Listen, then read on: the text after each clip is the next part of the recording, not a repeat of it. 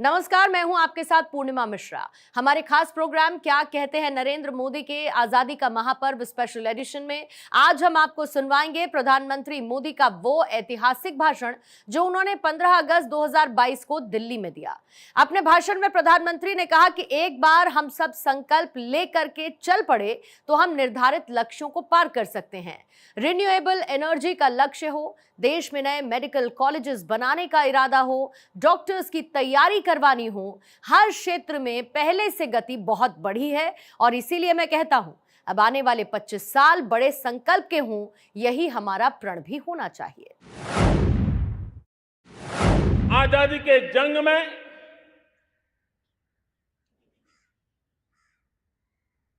गुलामी का पूरा कालखंड संघर्ष में बीता है। हिंदुस्तान का कोई कोना ऐसा नहीं था, कोई काल ऐसा नहीं था जब देशवासियों ने सैकड़ों सालों तक गुलामी के खिलाफ जंग न किया हो, जीवन न खपाया हो, यातनाएं न झेली हो, आहुति न दी हो। आज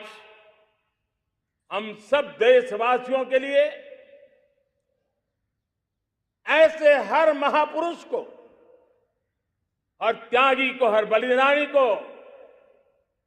नमन करने का अवसर है, उनका ऋण स्वीकार करने का अवसर है और उनका स्मरण करते हुए उनके सपनों को जल्द से जल्द पूरा करने का संकल्प लेने का भी अवसर है।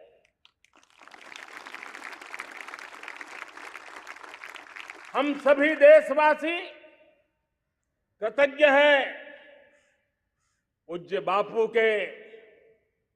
नेताजी सुभाष चंद्र बोस के, बाबा साहब आंबेडकर के, वीर सावरकर के, जिन्होंने कर्तव्य पथ पर जीवन को खपा दिया। कर्तव्य पथ ही उनका जीवन पथ रहा। यह देश कृतज्ञ है मंगल पांडे, तात्या टोपे,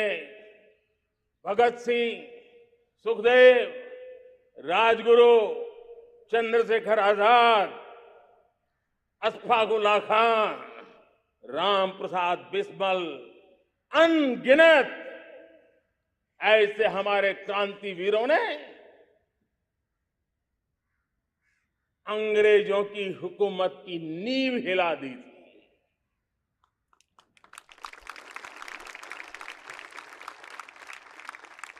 यह राष्ट्र कृतज्ञ है उन वीरांगनाओं के लिए, रानी लक्ष्मीबाई हो, झलकारी बाई, दुर्गा भाभी, रानी गाइदिन्लियो, रानी चेन्नम्मा, बेगम हजरत महल, वेलु निचियार। भारत की नारी शक्ति क्या होती है, भारत की नारी शक्ति का संकल्प क्या होता है, भारत की नारी त्याग और बलिदान की क्या पराकाष्ठा कर सकती है, वैसी अनगिनत वीरांगनाओं का स्मरण करते हुए हर हिंदुस्तानी गर्व से भर जाता है।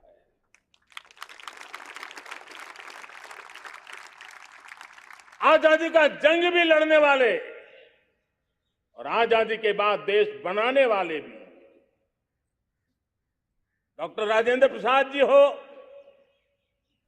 नेहरू जी हो, सरदार वल्लभ भाई पटेल, श्यामा प्रसाद मुखर्जी, लाल बहादुर शास्त्री, दीनदयाल उपाध्याय, जयप्रकाश नारायण, राम मनोहर लोहिया, आचार्य विनोबा भावे, नानाजी देशमुख, सुब्रमण्यम भारती, अनगिनत ऐसे महापुरुषों को आज नमन करने का अवसर है। जब आजादी के जंग की चर्चा करते हैं तो हम उन जंगलों में जीने वाले हमारे आदिवासी समाज का भी गौरव करना हम नहीं भूल सकते हैं। भगवान बिरसा मुंडा, सिद्धो कान्हू, अल्लूरी सीताराम राजू, गोविंद गुरु, अनगिनत नाम है जिन्होंने आजादी के आंदोलन की आवाज बन करके दूर सुदूर जंगलों में भी मेरे आदिवासी भाई बहनों में, माताओं में, युवकों में मातृभूमि के लिए जीने मरने की प्रेरणा जगाई। ये देश का सौभाग्य रहा है कि आजादी के जंग के कई रूप रहे हैं और उसमें एक रूप वो भी था जिसमें नारायण गुरु हो, स्वामी विवेकानंद हो, महर्षि अरविंदो हो, गुरुदेव रविंद्रनाथ टैगोर हो, ऐसे अनेक महापुरुष हिंदुस्तान के हर कोने में, हर कान में भारत की चेतना को जगाते रहे, भारत को चेतनवंत बनाते रहे। अमृत महोत्सव के दौरान देश ने पूरे एक साल से हम देख रहे हैं, 2021 में दांडी यात्रा से प्रारंभ हुआ, स्मृति दिवस को संवारते हुए हिंदुस्तान के हर जिले में, हर कोने में देशवासियों ने आजादी के अमृत महोत्सव के लक्षावधि कार्यक्रम किए हैं। शायद इतिहास में इतना विशाल, व्यापक, लंबा एक ही मकसद का उत्सव मनाया गया हो, वो शायद ये पहली घटना हुई होगी। और हिंदुस्तान के हर कोने में उन सभी महापुरुषों को याद करने का प्रयास किया गया जिनको किसी न किसी कारणवश इतिहास में जगह न मिली या उनको भुला दिया गया था। आज देश ने खोज खोज करके हर कोने में ऐसे वीरों को, महापुरुषों को, त्यागियों को, बलिदानियों को, सत्याग्रहियों को याद किया, नमन किया। अमृत महोत्सव के दरमियान इन सभी महापुरुषों को नमन करने का अवसर रहा। कल 14 अगस्त को भारत ने विभाजन विभीषिका स्मृति दिवस भी बड़े भारी मन से हृदय के गहरे गांवों को याद करते हुए उन कोटि कोटि जनों ने बहुत कुछ सहन किया था, तिरंगे की शान के लिए सहन किया था, मातृभूमि की मिट्टी से मोहब्बत के कारण सहन किया था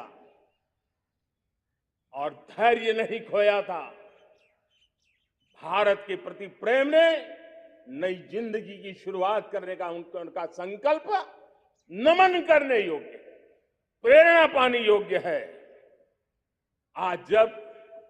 हम आजादी का अमृत महोत्सव मना रहे हैं तो पिछले 75 साल में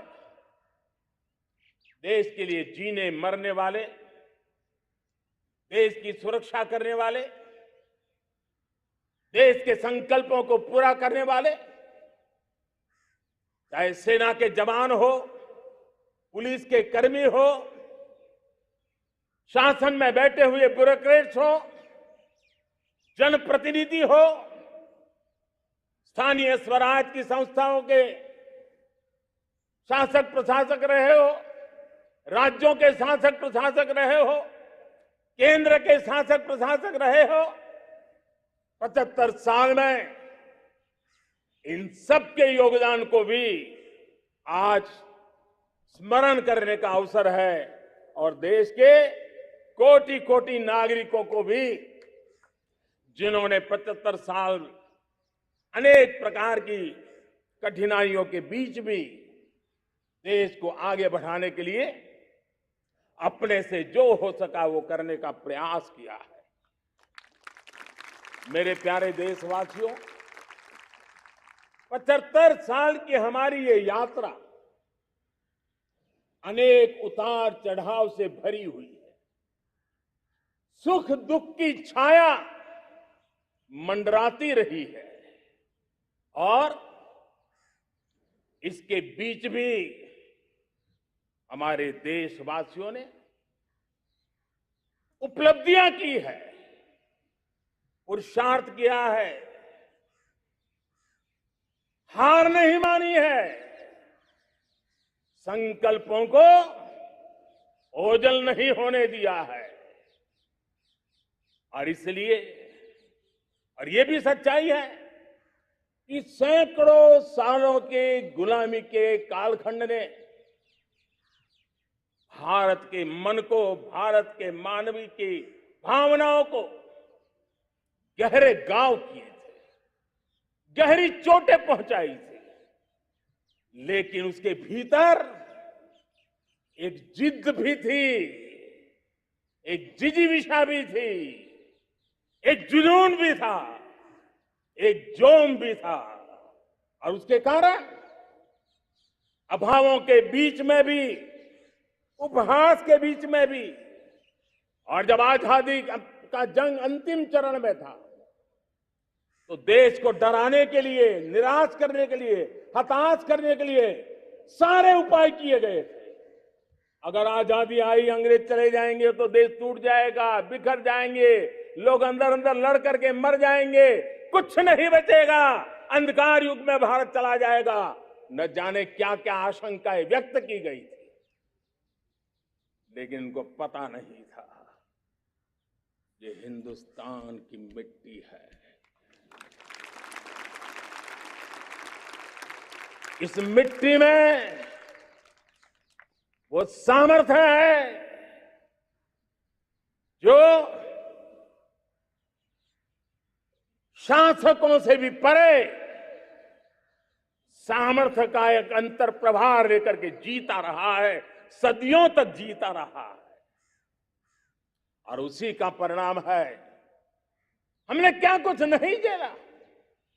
कभी अन्न का संकट झेला, कभी युद्ध के शिकार हो गए, आतंकवाद ने डगर डगर चुनौतियां पैदा की, निर्दोष नागरिकों को मौत के घाट उतार दिया गया, छद्म युद्ध चलते रहे, प्राकृतिक आपदाएं आती रही, सफलता विफलता, आशा निराशा, न जाने कितने पड़ाव आए हैं। लेकिन इन पड़ाव के बीच भी भारत आगे बढ़ता रहा। भारत की विविधता जो औरों को भारत के लिए बोझ लगती थी, वो भारत की विविधता ही भारत की एक अनमोल शक्ति है,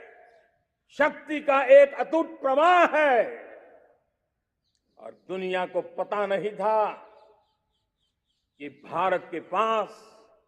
एक इनहेरेंट सामर्थ्य है, एक संस्कार सरिता है, एक मन मस्तिष्क का विचारों का बंधन है, और वो है भारत लोकतंत्र की जननी है।